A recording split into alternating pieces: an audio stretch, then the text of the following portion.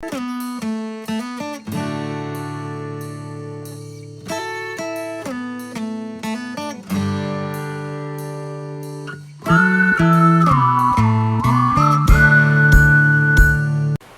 हिंद बच्चों, PRS the future academy के digital platform पे आप सभी का हार्दिक स्वागत है।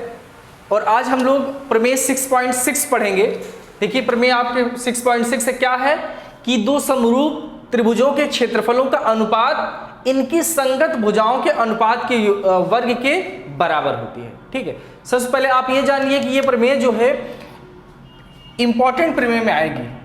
ठीक है, ये बहुत ही इंपॉर्टेंट प्रमेय है, तो इसको हल्के में बिल्कुल मत लीजिएगा, बहुत ध्यान से समझिएगा।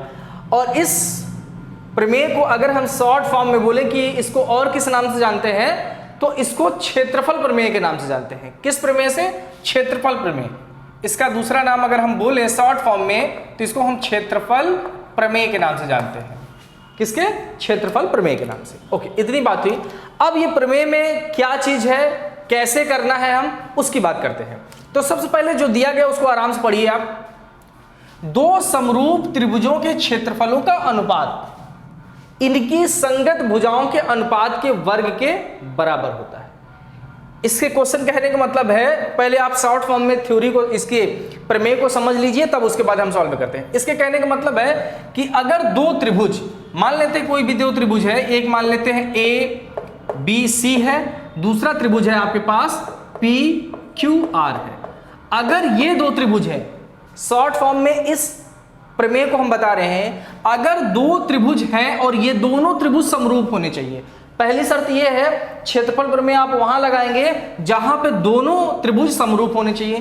तो अगर ये दोनों त्रिभुज समरूप हैं, क्या कि अगर ABC और PQR दोनों त्रिभुज कैसे हैं? समरूप हैं, तो होता क्या है, इसका क्षेत्रफल और इसका क्षेत्रफल, मतलब ये त्रिभुज ABC का,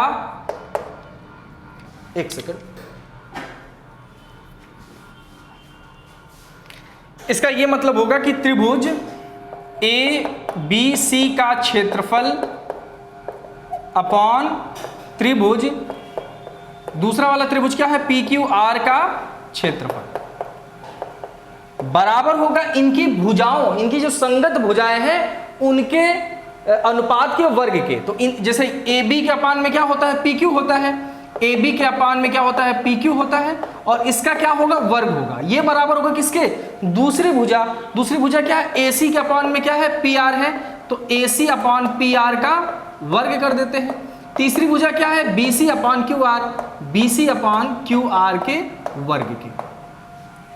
इन शॉर्ट फॉर्म में ये प्रमेय यही है कि अगर दो त्रिभुज समरूप है, तो इन दोनों त्रिभुज का जो क्षेत्रफल का अनुपात होगा, ये देखिए क्षेत्रफल का जो अनुपात होगा वो इनकी संगत भुजाओं, ये इसके संगत ये भुजा है, इनकी संगत भुजाओं के वर्ग के बराबर होती है। तो इनकी तीन संगत भुजाएं होती हैं, तो तीनों के वर्ग के क्या होता है, जो इन दोनों त्रिभुज का क्षेत्रफल होता है, क्षेत्रफलों का अनुपात जो होता है वो ऐसे बराबर होता है। यही आपकी थ्योरी बोली गई है, यही हमको प्रूव कर रहे हैं, ये चीज हमको प्रूव करना है। समझ में आ गया ना? तो अब चलिए सॉल्व करते हैं इसको हम हटा देते हैं। देखिए सबसे पहले थ्योरम, कोई भी थ्योरम सॉल्व करते हैं तो उसमें जो दिया रहता है उसको लिखते हैं, फिर जो चीज प्रूव करना रहता है उसको लिखते हैं, फिर अगर कुछ रचना करने की जरूरत पड़ती है तो रचना करते हैं। तो सबसे पहले हम क्या करेंगे, इसमें जो दिया है उसको लिख लेते हैं। तो क्या दिया है, सबसे पहले यही लिखते हैं, दिया है। ठीक है, अब देखिए यहां पे क्या दिया है, दो समरूप त्रिभुज। तो सबसे पहले आप क्या करिए, दो समरूप आप त्रिभुज बना लीजिए। तो हम चलिए यहां पर बनाते हैं, एक त्रिभुज यहां पर हमने बनाया, इसका नाम हमने दे दिया ABC। एक त्रिभुज ये हमने बनाया, दूसरा त्रिभुज हम बना रहे हैं PQR। इसमें चित्र नहीं दिया है, चित्र आपको बनाना पड़ेगा। हम दूसरा त्रिभुज बना लिए हैं PQR हमने दो त्रिभुज बना लिया, और दोनों त्रिभुज कैसे हैं, समरूप हैं। तो यहां पर जो दिया गया है वो दिया है ABC सिमिलर है किसके, PQR के। ये चीज दिया गया है, तो इसको लिख लीजिए कि त्रिभुज ABC सिमिलर का, देखिए ये साइन होता है सिमिलर का, किसके सिमिलर है, PQR के सिमिलर है। ये त्रिभुज इसके सिमिलर है। तो आप अच्छे से जानते हैं कि अगर दो त्रिभुज सिमिलर होते हैं तो क्या होता है, अगर दो त्रिभुज सिमिलर होते हैं तो उनके संगत कोण बराबर होते हैं। संगत कोण बराबर होने का मतलब है कि एंगल ए बराबर हो जाएगा एंगल पी के, एंगल बी बराबर हो जाएगा एंगल क्यू के, और एंगल सी बराबर हो जाएगा एंगल आर के। आप अच्छे से ये थ्योरम क्या है हम पीछे बता चुके हैं आपको, अच्छे से आप जानते हैं। तो अगर आप इस थ्योरम को पढ़ रहे हैं तो मैं आपसे रिक्वेस्ट करता हूं कि आप पीछे जो थ्योरम है, पीछे जो क्वेश्चन है उसको अच्छे से अगर पढ़ के एक बार इसको पढ़ेंगे ना तो आपको बिल्कुल भी आसान ये थ्योरम लगेगी। इससे पहले जितनी भी आपने थ्योरम पढ़ा उन सब से आसान ये थ्योरम है। बस जरूरत यहाँ पर यह है कि अगर आप पीछे की चीजें पढ़े हैं, थोड़ा बहुत भी समझे हैं, तो इसको आपको समझने में बिल्कुल भी दिक्कत नहीं होगी। और त्रिभुज एक ऐसा चैप्टर है जिसकी अगर पीछे की चीजें आप दिमाग में नहीं रखे हैं तो बहुत सारी चीजें आप मिस कर देंगे, आपको समझ में नहीं आएगा। तो आपसे रिक्वेस्ट है आप इस चैप्टर को बहुत ही ध्यान से और बारी बारी से एक एक चीज को देखते हुए सीरियल से आइएगा। चलिए, ये दिया है अगर दो त्रिभुज, हम जानते हैं कि अगर दो त्रिभुज सिमिलर होते हैं उनके तीनों कोण, इस त्रिभुज के तीनों कोण इस त्रिभुज के तीनों कोण के बराबर होते हैं, तो इसको भी हम लिख सकते हैं कि एंगल ए बराबर होगा किसके, एंगल ए बराबर होगा एंगल पी के, एंगल ए बराबर होगा एंगल पी के, एंगल बी बराबर होगा एंगल क्यू के, और एंगल सी बराबर होगा एंगल आर के। ये हम लिख सकते हैं। अगर दो त्रिभुज सिमिलर है तो ये लिख सकते हैं। एक और चीज लिख सकते हैं क्या, कि उनके जो भुजाओं का अनुपात है वो भी कैसा होता है, बराबर होता है। तो ये भी हम लिख सकते हैं। इसको लिखने का मतलब है कि ए बी अपॉन में क्या रहेगा, ए बी अपॉन में क्या रहेगा, P Q, A B upon P Q बराबर किसके होगा, A C upon P R के, A C upon P R के। और ये किसके बराबर होगा, ये बराबर होगा B C upon Q R के। इसको भी लिख देंगे B C upon Q R. ये दोनों चीजें, ये चीज हमको दिया था, ये अगर दिया है तो ये चीजें हम लिख सकते हैं। तो हमने राइट कर लिया। अब दूसरा स्टेप क्या लिखते हैं, सिद्ध क्या करना है। तो देखिए सिद्ध क्या करना है उसको भी लिख लेते हैं।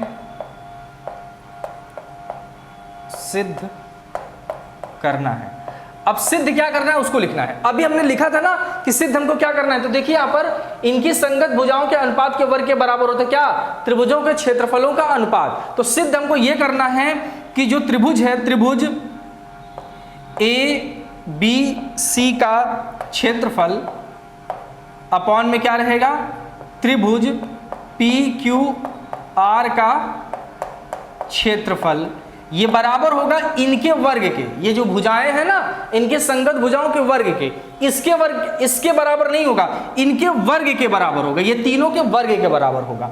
यहां पर फर्क ये है, A B upon P Q का वर्ग बराबर होना चाहिए A C upon P R के वर्ग के, और ये भी बराबर होना चाहिए क्या, B C upon Q R के वर्ग के। ये आपस में बराबर होता है।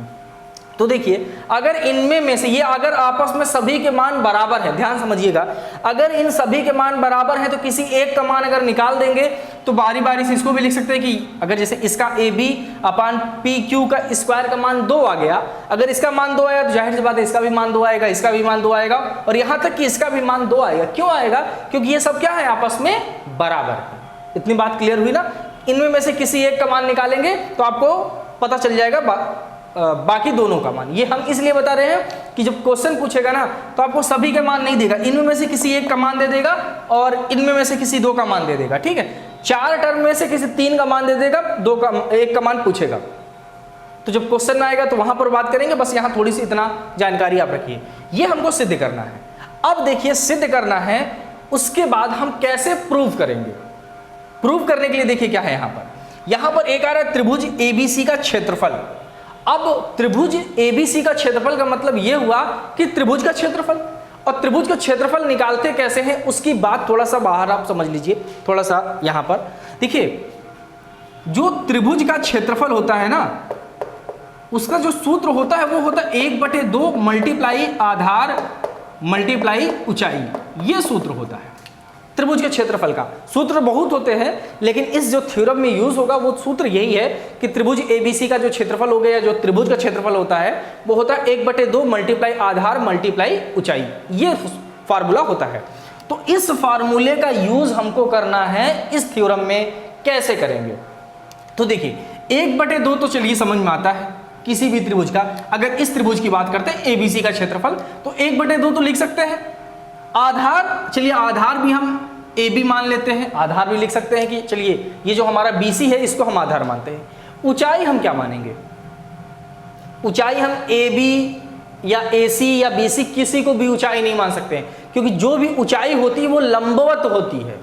किसी की अगर आपको ऊंचाई पता करनी, जैसे आप जिस कमरे में बैठे हैं, ध्यान से मेरी बात को समझिएगा, आप जिस कमरे में बैठे हैं अगर उस कमरे की आपको ऊंचाई पता करनी है तो आप जहां पर है उसके सीधे लंबवत 90 डिग्री का एंगल बनाएंगे और 90 डिग्री का एंगल बना के अगर उसको नापेंगे ना तब उसकी लंबाई आएगी। अगर नापने को तो आप तिरछा भी नाप सकते हैं, जैसे इसको नापना हो तो हम ऐसे भी नाप सकते हैं, ऐसे भी नाप सकते हैं, ऐसे भी नाप सकते हैं, लेकिन इसकी एग्जैक्ट लंबाई नहीं हम पता कर सकते हैं।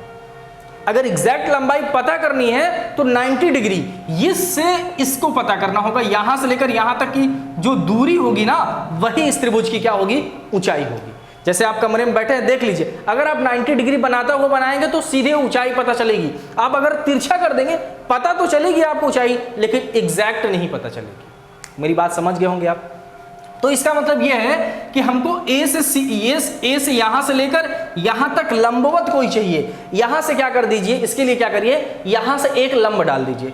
शीर्ष से डाल रहे तो इसको शीर्ष लंब बोलेंगे, तो आप क्या करिए, ए से क्या कर दीजिए, बीसी पर लंब डाल दीजिए। सेम जो ए से क्या करेंगे, बीसी पर लंब डालेंगे, सेम काम यहां भी करेंगे, पी से क्यू आर पे लंब डालेंगे। ठीक है, तो ये जो लंब डालेंगे ना यही है हमारा अगला स्टेप, रचना। ये हम स्टेप लंब क्यों डाल रहे हैं? क्योंकि हमको ऊंचाई चाहिए, ऊंचाई के लिए हम क्या कर रहे हैं, लंब डाल रहे हैं। तो अगला स्टेप जो हम करेंगे वो लिखेंगे रचना।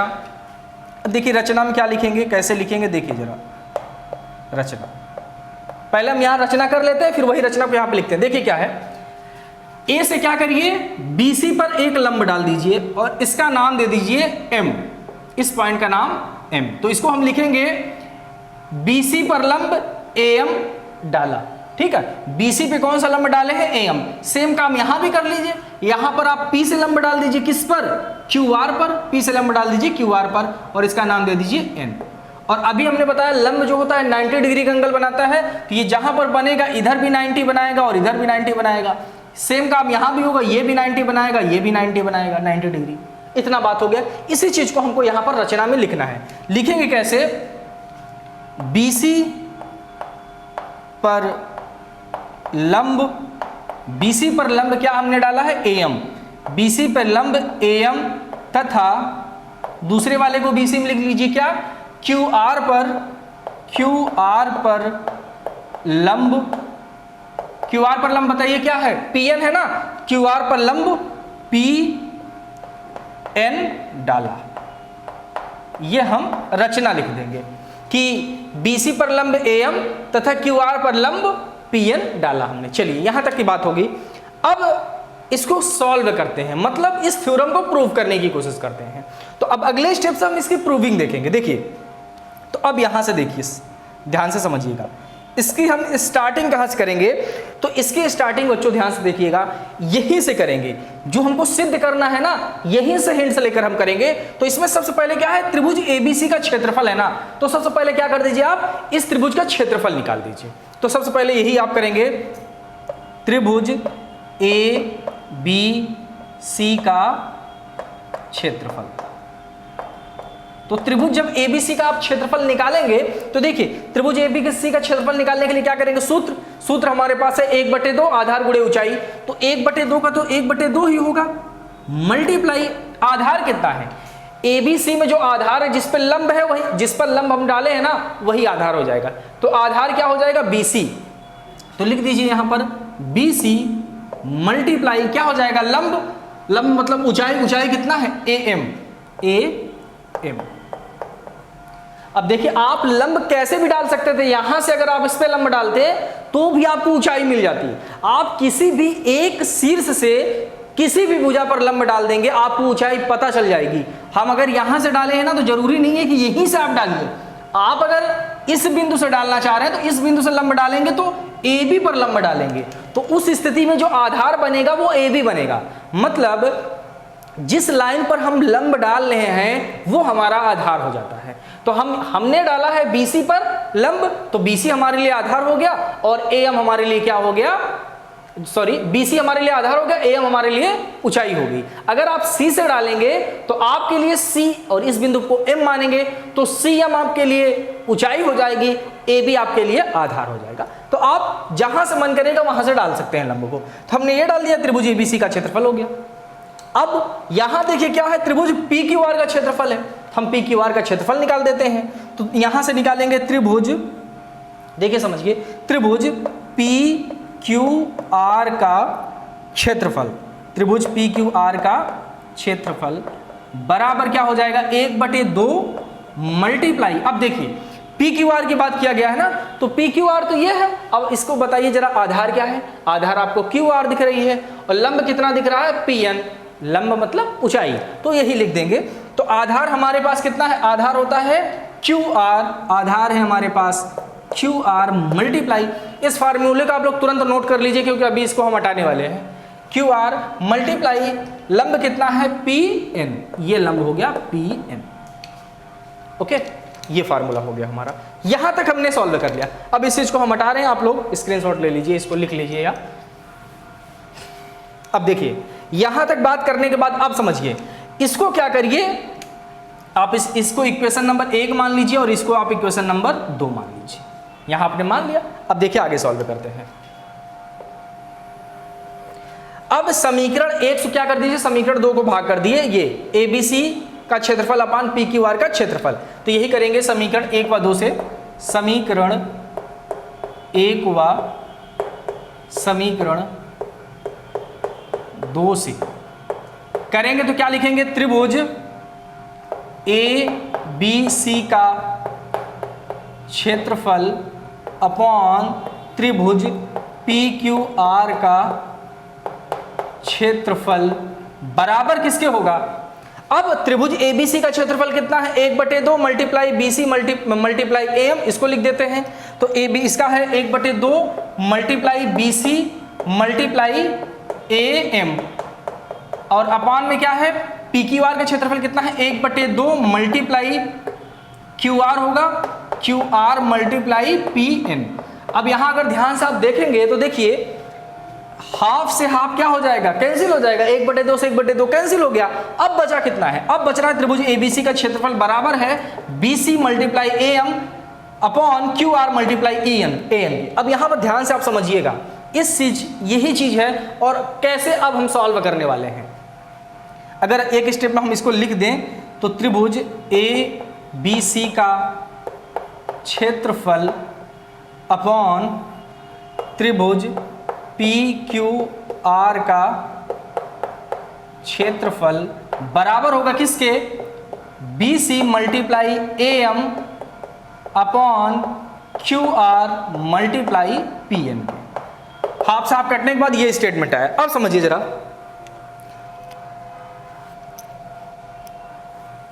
देखिए अब हमको देखिए ये पक्ष हमको मिल गया है, एक पक्ष हमको ABC का क्षेत्रफल अपान PQR का क्षेत्रफल ये मिल गया है, लेकिन इनमें में से कोई नहीं मिला। अगर इनमें में से किसी एक को भी हम ला देते हैं ना, किसी एक को भी ला देंगे तो लिख सकते हैं कि हाँ तीनों बराबर होंगे, क्योंकि ये तीनों आपस में बराबर है, इसलिए किसी एक का मान, चाहे AB अपान PQR का स्क्वायर ला दीजिए, या AC अपान PR का स्क्वायर ला दीजिए, या BC अपान QR का स्क्वायर ला दीजिए, किसी का भी स्क्वायर ला दीजिए, आप एक का स्क्वायर भी ला देंगे, हम प्रूव कर सकते हैं। तो यहां पर देखिए, यहां पर BC अपान QR दिख रहा है, और BC अपान QR ना तो ये है ना तो ये है, लेकिन यहां पर है BC अपान QR, लेकिन हमको स्क्वायर लाना है, लेकिन यहां पर स्क्वायर नहीं आ रहा है, केवल आप BC अपान QR आ रहा है, साथ में AM अपान PN आ रहा है।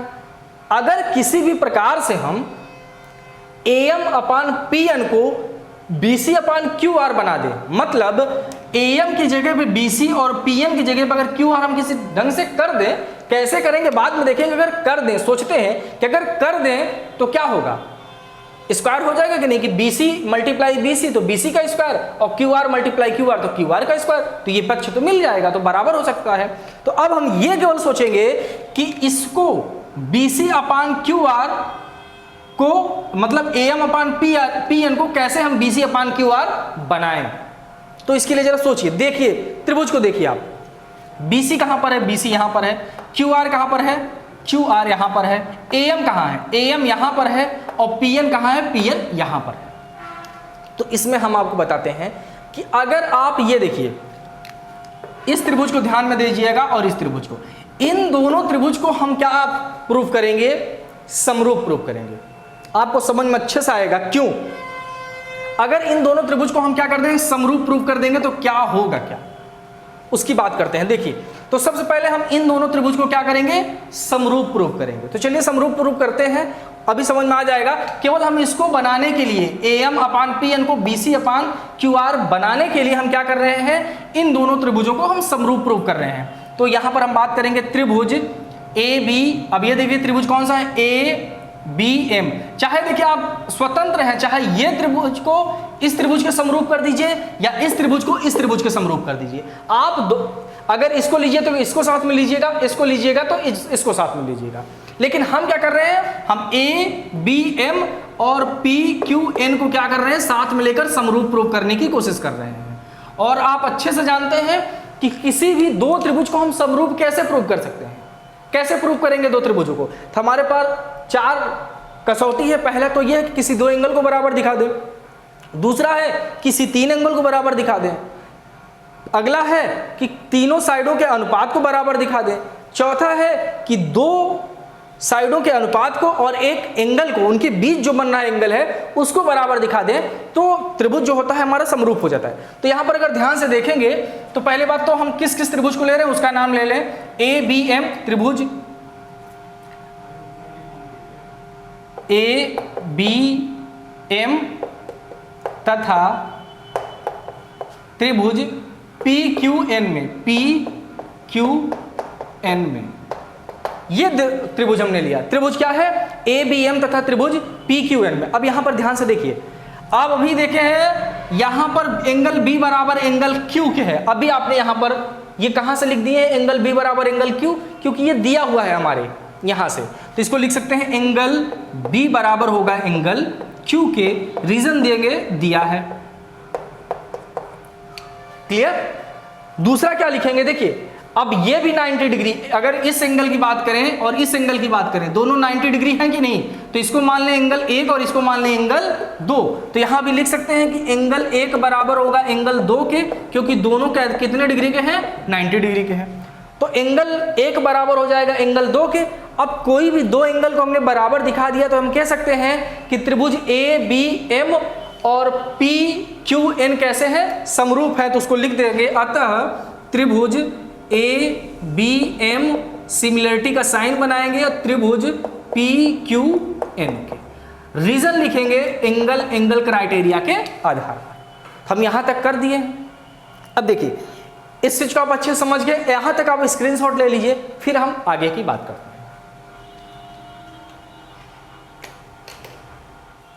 चलिए बच्चों अब आगे बात करते हैं। अभी देखिए हम लोगों ने क्या किया है, अभी हमने त्रिभुज ABM और PQN को क्या किया है, सिमिलर प्रूफ कर दिया है। तो यहां पर लिख लेते हैं, वहीं से स्टार्ट करते हैं। त्रिभुज यहां इसको इस कलर को हटा देते हैं। त्रिभुज ABM सिमिलर होगा ट्रायंगल PQN के। अभी हमने ये इसको सिमिलर प्रूफ किया है, एंगल ABM और एंगल PQN को, ABM और PQN को सिमिलर हमने प्रूफ किया है। अब यहां पर देखिए, अगर ये दोनों त्रिभुज सिमिलर हैं तो इनकी भुजाओं का अनुपात बराबर होगा। क्लियर है कि अगर 2 त्रिभुज सिमिलर हैं तो उनके भुजाओं का अनुपात बराबर होगा। भुजाओं के अनुपात का क्या मतलब है कि AB/PQ बराबर होगा AM/PN के, ये भी बराबर होगा किसके, BM/QN के बराबर होगा। लिख सकते हैं। तो यहां पर लिखेंगे कि अतः AB/PQ बराबर होगा AB/PQ बराबर होगा AM/PN के, और ये भी बराबर होगा किसके, ये देखिए BM/QN के, BM/QN के बराबर ये हम लिख सकते हैं। चलिए हम अगर ये लिख सकते हैं तो देखिए जरा यहां से इसको देखिए और इसको देखिए। यहां पर देखिए अभी A B upon P Q बराबर है A M upon P N के बराबर है B M upon Q N के। अब इसको जरा देखिए, अभी उसको 1 2 माने थे, इसको इक्वेशन नंबर 3 मान लीजिए। अब इक्वेशन नंबर 3 से क्या दिख रहा है कि जो A B upon P Q है वो बराबर है किसके, A M upon P N के। तो देखिए अभी जो आपने क्या निकाला था, जो त्रिभुज एबीसी का क्षेत्रफल निकाला था, त्रिभुज एबीसी का क्षेत्रफल और त्रिभुज पी क्यू आर का क्षेत्रफल निकाला था, वो कितना आ रहा था। देखिए यहां पर हम दिखाते हैं कि जो अभी आपने निकाला था त्रिभुज ए बी सी का क्षेत्रफल अपॉन त्रिभुज पी क्यू आर के क्षेत्रफल का, ये आया था आपका B C multiply Q R multiply आया था B C multiply Q R multiply आया था आपका A M upon P N के, ये चीज आया था। और हमने यही बात किया था कि किसी भी ढंग से अगर A M upon P N को B C upon Q R के बराबर हम दिखा दें तो B C upon Q R का स्क्वायर बन जाएगा, और स्क्वायर ही तो हमको लाना था। तो इसी को हम बराबर दिखाने के लिए कि हम B C upon Q R के बराबर को A M upon P N लिख सकते हैं, इसी को दिखाने के लिए इन दोनों त्रिभुज को हमने क्या किया, सिमिलर प्रूव किया। तो सिमिलर प्रूव करने से हम यहां तक पहुंचे। अब इसको और इसको जो दिया है उसको ध्यान से देखिए, जो दिया है उसको लिख लेते हैं। देखिए A B upon P Q बराबर होगा किसके, दिया गया है A C upon P R के, और ये बराबर किसके दिया है, B C upon Q R के। ये कहाँ है, ये हमको दिया गया है। अब इसको ध्यान से अगर देखिए, अगर इसको इक्वेशन नंबर हम 4 मान लें तो ध्यान से देखिए A B upon P Q ये बराबर है, इन दोनों को ध्यान से देखिए, इसको इसकी जरूरत नहीं, इसको ध्यान से देखिए और इसको ध्यान से देखिए, ये ठीक है। इन दोनों को ध्यान से देखिए, यहां पर A B upon P Q बराबर इसके है और यहां पर A B upon B C upon Q R इसके है। तो अगर ये इसके बराबर है और ये इसके बराबर है, अगर ये दोनों आपस में बराबर हैं तो इसका ये भी पक्ष बराबर हो जाएगा कि नहीं। देखिए ये इक्वेशन नंबर 3 है, ये इक्वेशन नंबर 4 है। इक्वेशन नंबर 3 का एक पक्ष LHS अगर इसको माने तो LHS अगर बराबर है तो इसका RHS भी बराबर होगा कि नहीं। देखिए इनसे कोई मतलब नहीं, ये भी आपस में बराबर होंगे, लेकिन हमको जरूरत इनकी कोई जरूरत नहीं है, हमको जरूरत केवल इन दोनों की है, तो हम इन्हीं दोनों को देखेंगे। तो अगर इसका एक पक्ष बराबर तो दूसरा भी पक्ष बराबर हो सकता है, बिल्कुल हो सकता है। हम लिख सकते हैं कि अतः समीकरण 3 व समीकरण 4 से, समीकरण 3 व समीकरण 4 से हम क्या लिख सकते हैं कि B C upon Q R बराबर होगा किसके, A M upon P N के। समीकरण 3 व 4 से लिख सकते हैं कि जो B C upon Q R है ये बराबर किसके होगा, A M upon P N के, एम अपान पी एन के। ओके, अब इसी मान को अगर उठा के इसमें हम रख दें, जहां भी था जो भी आप माने हैं अगर इसमें रखेंगे आप, जहां पर बी सी है B C upon Q R की जगह पे या तो आप A M upon P N लिख दीजिए या आप A M upon P N की जगह पे B C upon Q R रखिए। चूंकि इसकी जगह पर अगर आप रखेंगे इसको A M upon P N को, आपको कोई फायदा होने वाला नहीं है। तो आप क्या करिए, जहां पर A M upon P N है ना वहां पर आप B C upon Q R को लिख दीजिए। तो उसके बाद यहां पर देखिए फिर अगला स्टेप में अतः अब इसी चीज को, ये जहां से हम लिखे थे ना, जहां पर छोड़े थे वहीं से स्टार्ट करेंगे। ये तो हम यहाँ पे समझाने के लिए लिखे हैं, इस बार यहां से आप स्टार्ट करिएगा, यहां तक आइएगा। उसके बाद इसको ध्यान में रखिएगा, ये जहां भी होगा त्रिभुज ए बी सी का क्षेत्रफल अपॉन त्रिभुज पी क्यू आर का क्षेत्रफल। अब इसको हम क्या लिख सकते हैं, B C upon Q R multiply B C upon Q R के लिख सकते हैं कि नहीं। A M upon P N की जगह पर हमने क्या लिख दिया है, B C upon Q R को लिख दिया है। तब B C upon Q R को लिखे हैं तो B C upon Q R को होल स्क्वायर हो जाएगा। हम इसको लिखेंगे त्रिभुज ए बी सी का क्षेत्रफल अपॉन त्रिभुज पी क्यू आर का क्षेत्रफल बराबर होगा किसके, B C upon Q R का होल स्क्वायर। इसका स्क्वायर हो गया। अब देखिए हमने यही कहा था, अगर 3 में से किसी एक को भी बराबर लगा दें, 3 में से देखिए यहां पर इसको हमने बराबर दिखा दिया। अगर ये बराबर है तो हम इसको क्या लिख सकते हैं, अतः। तो इसके बाद देखिए यहां पर जगह नहीं है, नीचे लिखेंगे तो आपको दिखाई नहीं देगा। उसके बाद इसके बाद तुरंत आप लिखिएगा इस स्टेटमेंट को, यहां के बाद लास्ट में यही लिख दीजिएगा कि अतः, यहां से अतः त्रिभुज ABC का क्षेत्रफल अपान त्रिभुज PQR का क्षेत्रफल बराबर होगा AB अपान PQR के स्क्वायर। ये इस प्रकार से आपकी ये जो थ्योरम है ये क्लियर होती है। तो ज़्यादा टफ थ्योरम नहीं है, इसमें कुछ आपको याद ही नहीं रखना है यार, बस इतना याद रखना जो दिया है यहाँ से आप तक तो लिख ही सकते हैं, सिद्ध करना है ये भी आप लिख सकते हैं, रचना थोड़ी सी याद रखनी है, बस यहाँ से लंब डाल दीजिए रचना हो जाएगी। जैसे ही आप त्रिभुज ABC का क्षेत्रफल देखेंगे ना, और क्षेत्रफल का याद आता है हाफ लंब ऊंचाई या आधार कुछ ऐसा अगर याद रखेंगे ना तो आपको तुरंत समझ में आ जाएगी यार इसमें रचना जो है लंब करना पड़ेगा। तो थोड़ा आप उसके लिए कुछ कॉन्सेप्ट रखा करिए, कुछ ट्रिक रखा करिए कि कैसे हम आप चीज़ों को याद करेंगे। फिर उसके बाद सिंपल से स्टेट ये है, इसका क्षेत्रफल निकालिए, इसका क्षेत्रफल निकालिए, इसका क्षेत्रफल निकालेंगे तो आप यहाँ तक पहुँच जाएंगे। फिर आप सोचेंगे कि इन दोनों को हम बराबर कर दें तभी स्क्वायर मिलेगा, तो इसके बराबर करने के लिए इन दोनों को क्या करेंगे, समरूप प्रूफ करेंगे, या इन दोनों को समरूप प्रूफ कर दीजिए या तो इन दोनों समरूप प्रूफ करिए। अगर इन दोनों को देखिए समरूप प्रूफ करते हैं तो AC अपान PR आ जाता, ये वाला AC अपान PR आ जाता, ठीक है। तो यहां से हम इसको बराबर दिखा देते तो क्लियर है। तो इस प्रकार से ये थ्योरम जो होती है क्लियर होती है, और इसके जो क्वेश्चन है वो हम नेक्स्ट क्लास से देखेंगे। तो आप कमेंट जरूर करिएगा कि आपको थ्योरम कैसी लग रही है, समझ में आ रही हैं कि नहीं। चलिए ठीक है, आज इतना ही बच्चों, बाकी बातें जो होगी कल करेंगे। Thank you.